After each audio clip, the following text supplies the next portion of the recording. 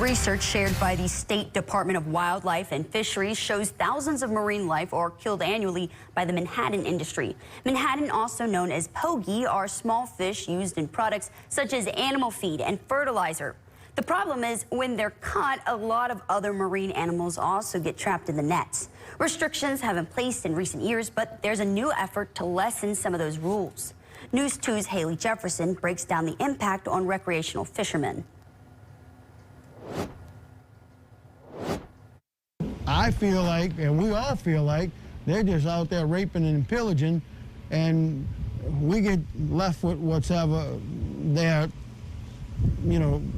at the end. Following outcry, the buffer zone for menhaden fishing was pushed back in 2024 from a quarter mile to a half mile off the coast for most areas, and even larger buffer zones for areas like Holly Beach and Grand Isle. But those changes may be short-lived. Now that they want to renege on the deal, it's not really fair. It's not really fair, and I think you made the deal, and y'all were happy with it when you got it.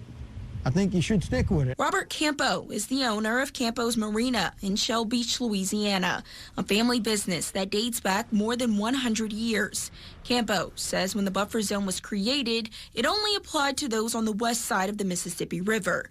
He says on the east side, they didn't get so lucky. He says they only have what is known as a double-rigged line. So we have an imaginary line that goes from point to point, and that's what these guys fish up against. That imaginary line is in some shallow waters in the Britain Sound and Chandelier Sound areas here. A commercial menhaden bycatch study shared by the Department of Wildlife and Fisheries detailed what kinds of marine life was caught along with the menhaden during the 2024 season. The study showed the bycatch numbers were significant, but was still below the threshold allowed by law. They also kill over 150 million fish that they don't even intend to. And those are redfish and trout and tarpon and all the fish that frankly drive our coastal economies through recreational fishing, tourism, and so on. Brad Trasher is the CEO of Coastal Conservation Association of Louisiana.